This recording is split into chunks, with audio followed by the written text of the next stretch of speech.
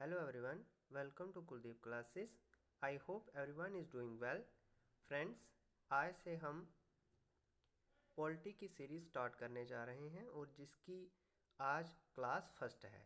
Class first में friends हम discuss करेंगे मोस्ट इम्पॉर्टेंट और सबसे छोटा टॉपिक जो है preamble of the constitution. Friends, चाहे एग्ज़ाम जेकेएसएसबी का हो, जेकेपीएससी का हो या यूपीएससी का हो, प्रेम्बल से क्वेश्चन हर एग्ज़ाम में एक क्वेश्चन जो है वो प्रेम्बल ऑफ द कॉन्स्टिट्यूशन से रहता है। तो ये मोस्ट इम्पॉर्टेंट टॉपिक है और साथ में छोटा टॉपिक है। तो आज मैं पढ़ाऊंगा आपको प्रेम्बल ऑफ द कॉन्स्टिट्यूशन और साथ साथ में ये भी बताऊंगा कि प्रेम्बल ऑफ द कॉन्स्टिट्यूशन से कहाँ से क्वेश्चन पूछा जाता है और कैसे आपको क्वेश्चन जो है वो फ्रेम किया जाएगा। राइट, तो आज हम प्रेम्बल ऑफ द कॉन्स्टिट्यूशन को पढ़ेंगे और साथ में जो इसमें वर्डिंग है, इसके ऑब्जेक्टिव्स क्या हैं, प्रेम्बल ऑफ द कॉन्स्टिट्यूशन का स्टेटस क्या है, ये सब मैं आपको आज एक्सप्लेन करूँगा। तो फ्रेंड्स, वीडियो को स्टार्ट करते हैं। प्रेम्बल, आप कोई भी अगर पॉलिटी की बुक आप पढ़ते हो तो फर्स्ट पेज पे पहले प्रेम्बल ही दिया होता है। इस सीरीज़ में फ्रेंड्स मैं आपको पढ़ाऊंगा 11th क्लास की पॉलिटी, जो मोस्ट इंपॉर्टेंट पॉलिटी है, द कॉन्स्टिट्यूशन एट वर्क। वो हम कल से स्टार्ट करेंगे, अगली क्लास में स्टार्ट करेंगे। आज हम पढ़ेंगे प्रेम्बल ऑफ द कॉन्स्टिट्यूशन।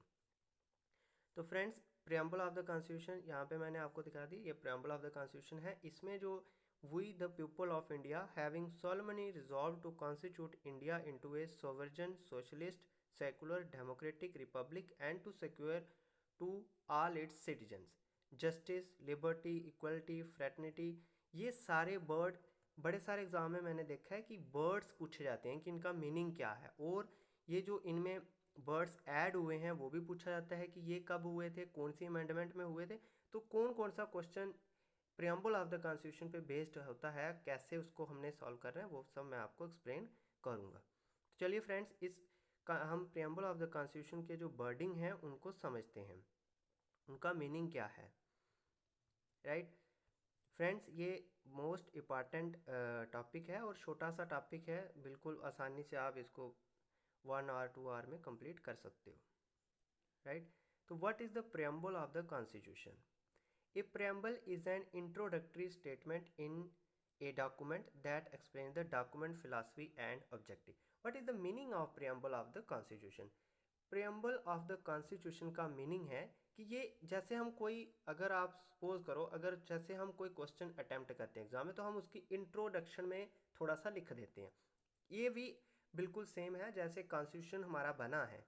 तो कॉन्स्टिट्यूशन के बनाने वाले जो पर्सन्स थे, उनकी इंटेंशन क्या थी, उनकी क्या सोच थी, कॉन्स्टिट्यूशन का जो सार है वो क्या है, और एक आप बोल सकते हो उसका कॉन्स्टिट्यूशन का सार है ये, और कॉन्स्टिट्यूशन का इंट्रोडक्टरी पार्ट है, ठीक है, और जिसमें आपको पूरे कॉन्स्टिट्यूशन की फिलॉसफी और इंटेंशंस जो है वो आपको मिलेगी। In a constitution it present the intention of its framers, वही मैंने आपको जो बताया, जिन्होंने कॉन्स्टिट्यूशन बनाया उसके फ्रेमर्स जो थे उनकी क्या अटेंशंस थी, क्या उनकी सोच थी उसके पीछे, ये प्रियम्बल ऑफ द कॉन्स्टिट्यूशन जो है वो हमें डिफाइन करता है। The history behind it's creation and the core values and principle of the nation, वही कि कोर वैल्यूज़ का निचोड़ क्या है कॉन्स्टिट्यूशन का, क्या इंटेंशंस हैं, ये सब जो है वो preamble of the constitution define करता है। The preamble basically gives idea of the following things. Source of the constitution, constitution जो हमने फ्रेम किया है, कहाँ कहाँ से हमने क्या क्या पार्ट लिया है, ये भी मैं आपको टॉपिक आगे कंप्लीट करवाऊंगा कि कॉन्स्टिट्यूशन के कौन कौन से पार्ट हमने कौन कौन सी कंट्री के कॉन्स्टिट्यूशन से हमने लिए हैं, वो भी मोस्ट इंपॉर्टेंट टॉपिक है जो एग्ज़ाम में पूछा जाता है। Nature of the Indian state, India state, friends मैं यहाँ पे आपको क्लियर कर दूँ, ये जो स्टेट है, स्टेट का मीनिंग, स्टेट जो हम समझते हैं, जम्मू कश्मीर स्टेट हो गई, जम्मू कश्मीर तो अब यूटी है, जैसे हिमाचल हो गई, पंजाब हो गई, यहाँ पे ये स्टेट नहीं, पॉलिटी में स्टेट का मतलब नेशन होता है। राइट, ये आपको ध्यान रखना है, पॉलिटी में स्टेट का मतलब नेशन होता है, ठीक है। अलग से कभी मेंशन होगा तो तब हम मान लेंगे, लेकिन जनरली स्टेट लिखा जाएगा तो वो हम नेशन को लिखते हैं। Right, statement of its objectives, जो इसमें हम जितने भी आर्टिकल्स वगैरह होंगे, डेट ऑफ इट्स अडॉप्शन, और ये preamble of the constitution adopt कब किया गया था, वो भी इस पे मेंशन रहता है। अब अगर हम थोड़ी सी हिस्ट्री जाने प्रियम्बल ऑफ द कॉन्स्टिट्यूशन की, the ideals behind the preamble to India's constitution were laid down by Jawaharlal Nehru's objectives resolution. Jawaharlal Nehru's objective resolution से जो है इसको अडॉप्ट किया था कॉन्स्टिट्यूएंट असेंबली ने। कब किया था? जनवरी 22 1947 को। जनवरी 22 1947 को जवाहरलाल नेहरू ऑब्जेक्टिव्स रेजोल्यूशन से कॉन्स्टिट्यूएंट असेंबली ने इसको अडॉप्ट किया था।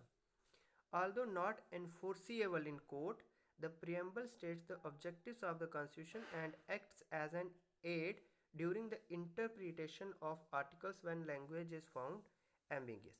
This is the most important point.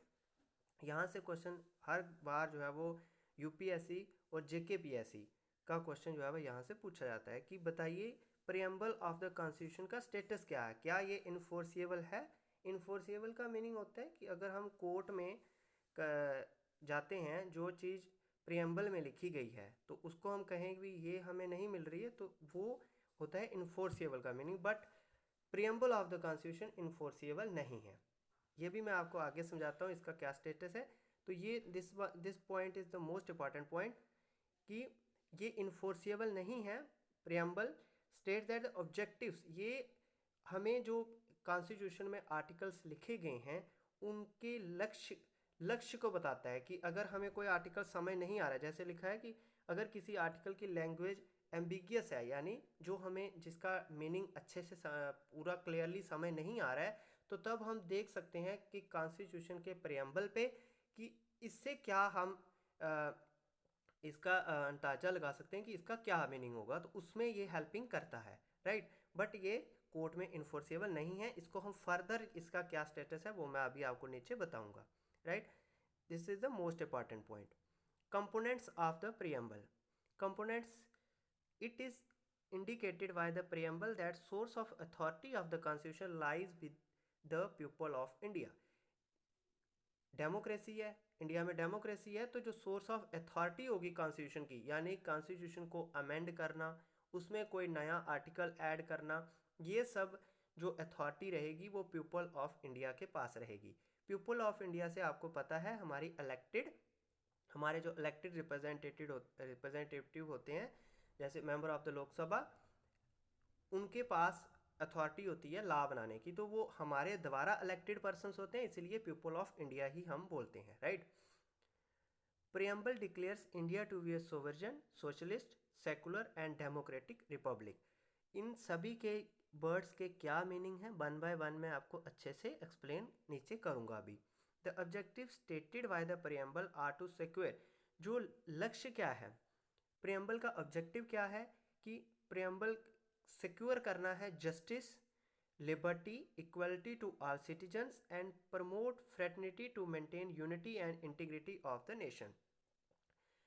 Preamble का लक्ष्य क्या है कि जस्टिस, सबको जस्टिस मिलना चाहिए, आज़ादी होनी चाहिए, इक्वलिटी होनी चाहिए ऑल सिटीजन की, और हमें प्रमोट करनी है फ्रेटर्निटी। फ्रेटर्निटी होती है ब्रदरहुड, भाईचारा। भाईचारा जो है वो हमें अपने नेशन में बनाए रखना है।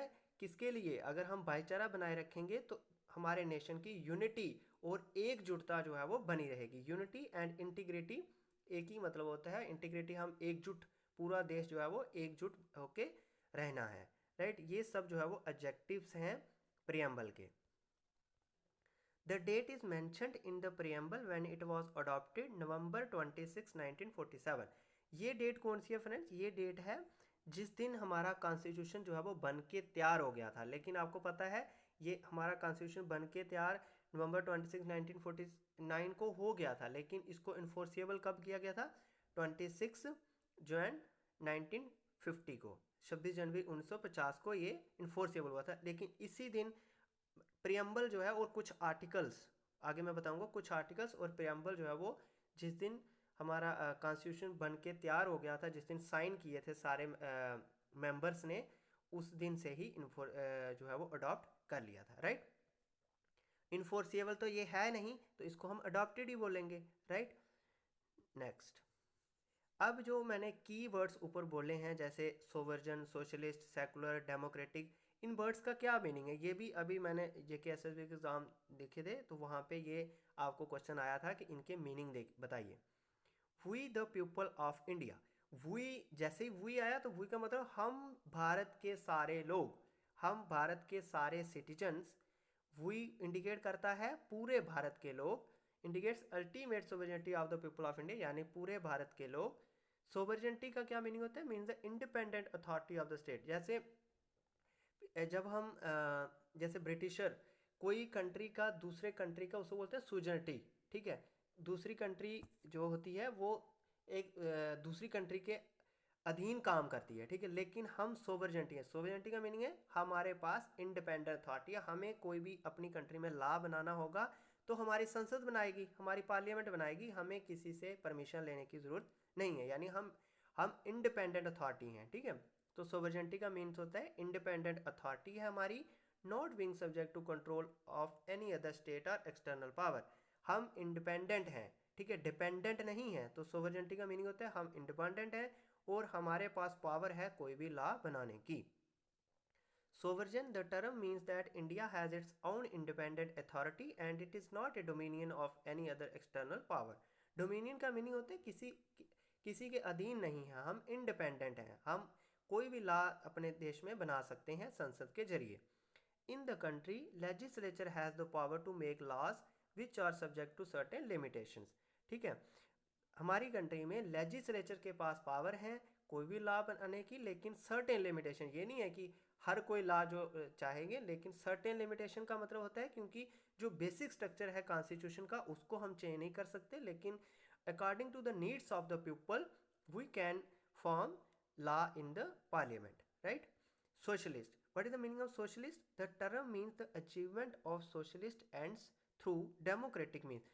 फ्रेंड्स ये सोशलिस्ट वर्ड जो है इसका मीनिंग होता है कि जो हमारी इकॉनमी होगी, जो हमारी इकॉनमी होगी वो मिक्स्ड इकॉनमी होगी। मिक्स्ड का मतलब होता है जिसमें प्राइवेट सेक्टर भी आगे आएगा, यानी प्राइवेट सेक्टर भी होगा और पब्लिक सेक्टर भी होगा। यहाँ से आप समझ सकते हैं एक होती है सोशलिस्ट इकॉनमी, एक होती है कम्युनिस्ट इकॉनमी। जैसे चाइना में क्या है, चाइना में सारी जो अथॉरिटी है, सारी जो इकॉनमी है वो गवर्नमेंट के अंडर है, गवर्नमेंट की फैक्ट्रीज हैं, गवर्नमेंट की इंडस्ट्रीज वगैरह, सारी अथॉरिटी जो है वो गवर्नमेंट के पास है, ठीक है। लेकिन भारत में प्राइवेट सेक्टर भी होगा और पब्लिक सेक्टर भी होगा। पब्लिक सेक्टर मीन्स गवर्नमेंट जो जिनको इंस्टीट्यूशन बनाती है, ठीक है। तो हमारी सोशलिस्ट कंट्री होगी जिसमें प्राइवेट सेक्टर भी काम करेगा और पब्लिक सेक्टर भी काम करेगा। डेमोक्रेटिक का मीन समझते हैं आप लोकतंत्र। It holds faith in mixed economy where both private and public sector coexist side by side, दोनों जो है वो साथ साथ काम करेगा। यहाँ पे ये जो वर्ड है सोशलिस्ट, ये क्वेश्चन पूछा जाता है एग्जाम में। सोशलिस्ट वर्ड जो है ये कब ऐड हुआ था, it was added in the preamble by 42nd amendment 1976। यहाँ से आपको दो क्वेश्चन निकलते हैं। एक तो सोशलिस्ट वर्ड ऐड कब हुआ, 42nd अमेंडमेंट 1976, और कई बार एग्जाम में ये अमेंडमेंट पूछी जाती हैं, मैच द फॉलोइंग करने को आता है। जैसे अभी केएस का एग्जाम हुआ उसमें भी पूछा गया था कि बताइए 42nd अमेंडमेंट क्या थी, ऐसे आएगा 86 अमेंडमेंट क्या थी, वो मैं आपको आगे आगे करवाऊंगा, राइट। अब सेकुलर वर्ड का क्या मीनिंग है, the term means that all religion in India get equal respect, protection and support from the state. India हमारी कंट्री में जो भी लॉ बनेगा वो किसी कास्ट के बेस्ड नहीं होगा। पूरे इंडिया के जितने सिटीजन्स हैं सभी को एक जैसी प्रोटेक्शन मिलेगी, सभी को एक जैसे जो है वो सपोर्ट जो है वो गवर्नमेंट से मिलेगी, राइट। तो सेकुलर का मीनिंग होता है not related to the caste, common, right. It was incorporated in the preamble by 42nd amendment 1976। तो सेकुलर वर्ड जो है ये भी जो है वो 42nd अमेंडमेंट कॉन्स्टिट्यूशन की करके इसमें ऐड किया था। Democratic, the term implies that Constitution of India has an established form of constitution which gets its authority from the will of the people expressed in an election. Democratic का meaning होता है लोकतंत्र। अब देखो constitution of India जो है वो हमारी अथॉरिटी किसके पास है, लोगों के पास। लोगों के पास कैसे है, देखो लॉ कौन बनाएगी, पार्लियामेंट बनाएगी। पार्लियामेंट कैसे बनेगी, पार्लियामेंट कौन है, जो हमारे इलेक्टेड पर्सनस हैं, जो हम एमपी इलेक्ट करते हैं। लेकिन एमपी को कौन इलेक्ट करेगा, पीपल ऑफ द नेशन। तो यानी सिंपल मीनिंग में हो गया कि अथॉरिटी किसके पास है, पीपल ऑफ द नेशन के पास है। Republic, the term indicates that the head of the state is elected by the people. जो हेड ऑफ द स्टेट होगा वो भी है, यहाँ पे मैं फिर आपको बता रहा हूँ, यहाँ पे पॉलिटी में स्टेट का मतलब नेशन होता है, राइट। जब कहीं पर्टिकुलरली स्टेट के बारे में बोला जा रहा होगा तब वो वाली स्टेट होगी, लेकिन पॉलिटी में स्टेट का मतलब नेशन होता है, ठीक है। तो जो it indicates the head of the state कौन होगा, पीपल ऑफ द नेशन होंगे। द टर्म यानी elected by the people of the nation होगा head of the state. Friend यहाँ पे ये क्वेश्चन भी बार बार एग्जाम में पूछा जाता है कि बताइए head of the state president है या प्राइम मिनिस्टर है। तो प्राइम, आपको ध्यान रखना है, प्राइम मिनिस्टर जो होता है वो गवर्नमेंट का हेड होता है, not the head of the state.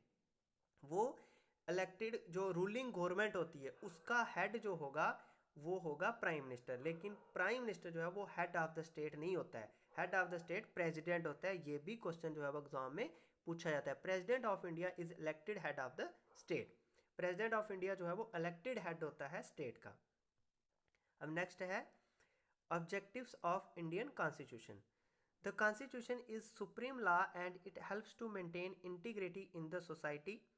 Constitution supreme law है जो मदद करता है मेंटेन करने के लिए एकता, राइट, एकता बनाए रखना सोसाइटी में, प्रमोट करना unity among the citizen to build a great nation. एक अच्छा देश बनाने के लिए कॉन्स्टिट्यूशन जो है वो एक सुप्रीम लॉ है, सबसे बड़ा लॉ है जो इंटीग्रिटी और शांति व्यवस्था एकजुटता बनाए रखने के लिए है।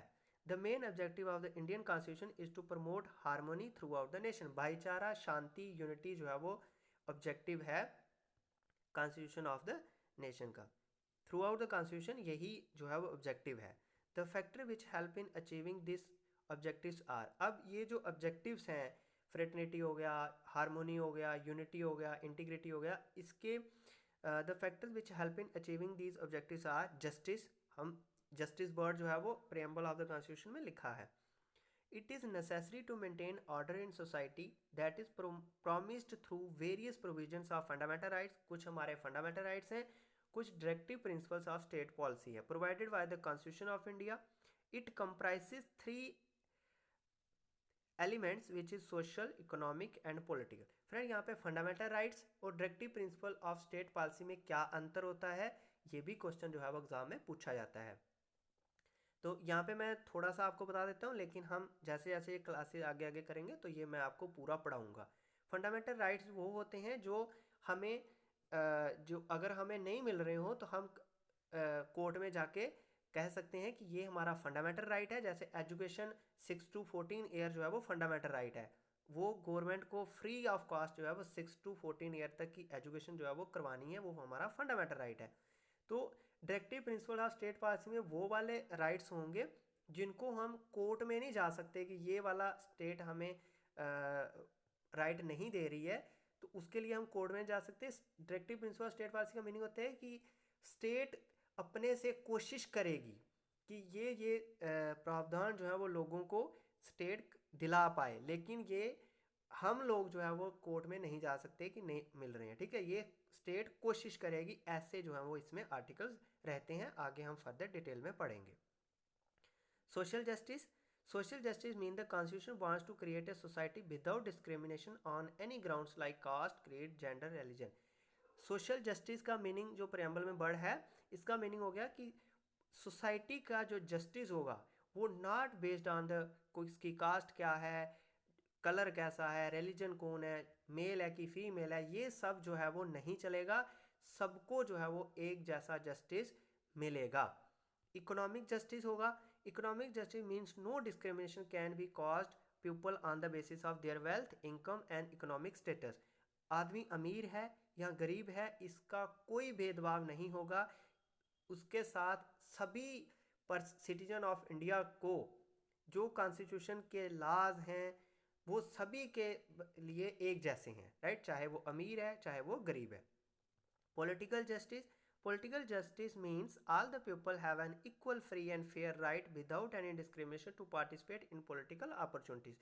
political opportunities जो है वो भी हर आदमी जो है वो कर सकता है, अपनी इलेक्शन में हिस्सा ले सकता है, जिसमें कोई डिस्क्रिमिनेशन नहीं होगा, चाहे वो आदमी गरीब हो चाहे वो अमीर हो।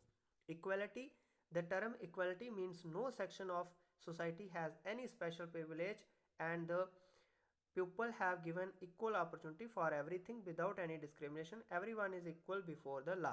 This is most important. Everyone is equal before the law. Right.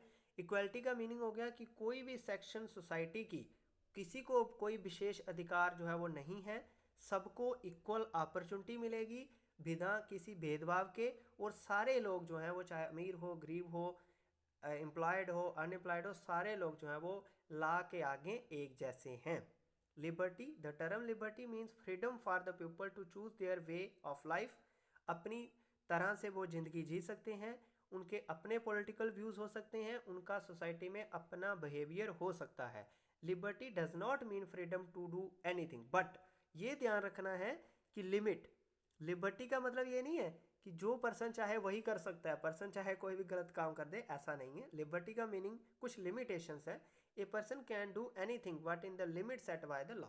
जो कॉन्स्टिट्यूशन के लॉज हैं उनको पालन करते हुए पर्सन के पास लिबर्टी है, आज़ादी है, लेकिन ये नहीं है कि वो कुछ भी आए तो वही कर दे, ऐसा नहीं है, ठीक है। फ्रेटर्निटी का मीनिंग होता है भाईचारा बनाए रखना। The term fraternity means a feeling of brotherhood, एक भाईचारा बनाए रखना, and an emotional attachment with the country and all the people. जैसे हर किसी को अपने देश से प्यार होता है, तो एक इमोशनल अटैचमेंट जो है वो अपने देश के साथ होती है। Fraternity helps to promote dignity and unity in the nation.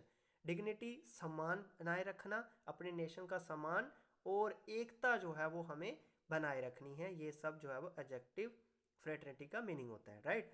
अब importance of adjectives, it provides a way of life, it includes fraternity, fraternity भाईचारा, लिबर्टी आज़ादी, इक्वालिटी सभी को एक जैसा ला के आगे है, सभी एक जैसे हैं ला के आगे, as the notion of a happy life and which can not be taken from each other. ये सब जो फ्रेटर्निटी लिबर्टी इक्वालिटी जो हैं, एक हर सिटीजन ऑफ इंडिया की एक हैप्पी लाइफ हो, और ये एक दूसरे से जो है जो हम उसके ऊपर डिस्क्रिमिनेशन नहीं करेंगे, यानी विच can not be taken from each other, यानी ये तीनों का वर्ड का मीनिंग जो है वो एक हैप्पी लाइफ बनाने के लिए है। लिबर्टी कैन नॉट बी, ये तीनों वर्ड जो है फ्रेटर्निटी लिबर्टी इक्वलिटी, ये ना ही, अगर हम liberty can not B divorced from equality, equality can not B divorced from liberty, ना ही लिबर्टी को इक्वलिटी से अलग कर सकते हैं, ना ही इक्वलिटी को लिबर्टी से अलग कर सकते हैं, ठीक है। ये सब इसमें लिखा हुआ है ना, ये तीनों वर्ड जो है वो इंटर रिलेटेड है, ठीक है। तो ये इतना इंपॉर्टेंट नहीं है। नेक्स्ट है status of the preamble. Friends, JKPSC का पेपर हो, यूपीएससी का पेपर हो, यहाँ से ये मोस्ट इंपॉर्टेंट कोर पॉइंट है कि स्टेटस क्या है, प्रियम्बल का स्टेटस क्या है। स्टेटस का मीनिंग मैं आपको सिंपल भाषा में बता दूं कि क्या प्रियम्बल कॉन्स्टिट्यूशन का पार्ट है, पहला क्वेश्चन, है या नहीं, पहला क्वेश्चन। दूसरा क्वेश्चन, क्या प्रियम्बल अगर पार्ट है कॉन्स्टिट्यूशन का तो फिर ये इन्फोर्सिएबल है। इन्फोर्सिएबल का मीनिंग होता है कि अगर जो चीज़ इसमें लिखी गई है, अगर वो चीज़ का उल्लंघन हो रहा है, तो क्या हम कोर्ट में जाएंगे तो हमें उसका इंसाफ मिलेगा। ये हो गया इनफोर्सिबल। तो दूसरा क्वेश्चन ये हो गया। ये दोनों क्वेश्चन समझने के लिए हम प्रियम्बल का स्टेटस क्या है, क्या सुप्रीम कोर्ट ने बार बार इसकी इंटरप्रिटेशन की है, वो हम समझते हैं। The preamble being part of the constitution is discuss several times in the supreme court. Preamble constitution का पार्ट है या नहीं, ये सुप्रीम कोर्ट में काफ़ी बार डिस्कशन हुई है। It can be understood by reading the following two cases. Berubari case, ये केस का नाम है, फेमस केस है। It was use as reference under article 143(1) of the constitution, which was on the implementation of Indo-Pakistan agreement related to the Biruvani Union and in exchanging the enclaves which were decided for consideration by the bench consisting of 8 judges। अब ये case क्या था friends, Jawaharlal Nehru जब प्रधानमंत्री थे, ठीक है, तो उनके समय में जो बाउंड्री थी पाकिस्तान की और भारत की, तब के समय की बात बता रहा हूँ, बाउंड्री थी तो बड़ी जिगजैग बाउंड्री थी, ठीक है। जिगजैग का मीनिंग होता है ऐसे ऐसे ऐसे ऐसे बाउंड्री थी। तो उन्होंने सोचा कि हम ऐसे करते हैं, दोनों कंट्री ने मान लिया कि हम थोड़ी हो सके तो थोड़ी बाउंड्री को सीधा करने की कोशिश करते हैं, ठीक है, जिससे थोड़ा हमारा डिफेंस जो है वो डिफेंसिव सिस्टम ठीक रहता है, राइट। तो जब उन्होंने ये वाली बात कोर्ट में हुई तो बीरूवानी जो थे वो कोर्ट में चले गए। भाई उन्होंने बताया कि अगर प्रियम्बल में लिखा गया है कि नेशन एक यूनिटी बनाए रखना है, इंटीग्रेटिव, तो क्या प्राइम मिनिस्टर जो है वो अपने देश का हिस्सा किसी को दे सकता है? तो ये चैलेंज था, ठीक है, ये चैलेंज था। तो तब की जो इंटरप्रिटेशन हुई तो क्या कहा बीरूवानी केस में, सुप्रीम कोर्ट ने क्या डिफाइन किया था? Through the Berubari case the court stated that, जिसमें 8 जजेस की बेंच थी, 8 जजेस की बेंच थी, court stated that preamble is the key to open the mind of makers, यानी वही कि जिन्होंने बनाया कॉन्स्टिट्यूशन उनकी इंटेंशन क्या थी वो बताता है preamble, but it cannot be considered as part of the constitution, therefore it is not enforceable in court of law. यानी बीरूवानी केस में सुप्रीम कोर्ट ने कहा कि कॉन्स्टिट्यूशन जो है वो प्रियम्बल जो है वो कॉन्स्टिट्यूशन का पार्ट नहीं है, ठीक है, पार्ट नहीं है, तो फिर ये इन्फोर्सिएबल भी नहीं है। सिंपल सा बीरूवानी केस में जो है वो सुप्रीम कोर्ट ने डिफाइन कर दिया। अब दूसरा केस सुप्रीम कोर्ट में आया, Kesavananda Bharati case. In this case for the first time a bench of 13 जजेस was assembled to hear a writ petition, the court held that, इस केस में सबसे बड़ी बेंच 13 जजेस की बेंच बैठी, जो पहले कभी नहीं बैठी थी 13 जजेस की बेंच। तो 13 जजेस की बेंच जो है वो केशवानंद भारती केस में बैठी। उन्होंने क्या कहा? The preamble of the constitution will now be considered as part of the constitution. Change हो गया, देख लो ये चेंज हो गया। पहले उन्होंने बीरूवानी केस में कहा था कि प्रियम्बल जो है वो कॉन्स्टिट्यूशन का प्रियम्बल जो है वो कॉन्स्टिट्यूशन का पार्ट नहीं है, लेकिन केशवानंद भारती केस में जो 13 जजेस की बेंच थी उन्होंने कह दिया कि प्रियम्बल जो है वो कॉन्स्टिट्यूशन का पार्ट है। दूसरा पॉइंट क्या कहा? Preamble is not the supreme power of source of any restriction or prohibition, but it plays an important role in the interpretation of statutes and provisions of the constitution। कि जो भी constitution में articles होंगे जिनको हमें interpret करने में या जिनका मीनिंग जो है वो क्लियर नहीं होगा, तो उसमें हम प्रियम्बल की हेल्प ले सकते हैं उसको समझने के लिए, उसको डिफाइन करने के लिए, ठीक है। फर्स्ट पॉइंट कहा कि प्रियम्बल जो है वो पार्ट है कॉन्स्टिट्यूशन का, ठीक है। दूसरा कहा कि इसको हम डिफाइन करने में कोई आर्टिकल हेल्प कर ले सकते हैं, इससे हम डिफाइन कर सकते हैं किसी आर्टिकल को। तो कंक्लूजन का क्या रहा? So it can be concluded that preamble is a part of the introductory part of the constitution. Preamble part है कॉन्स्टिट्यूशन का, ठीक है, ये यहाँ से कंक्लूजन निकल गया। In the case of union government V S LIC और यूनियन गवर्नमेंट के बीच में जो केस था उसमें सुप्रीम कोर्ट ने कहा, उसने दोबारा अगेन यही इंटरप्रिटेशन दी कि preamble is the integral part of the constitution what is not directly enforceable in court of justice in India, right.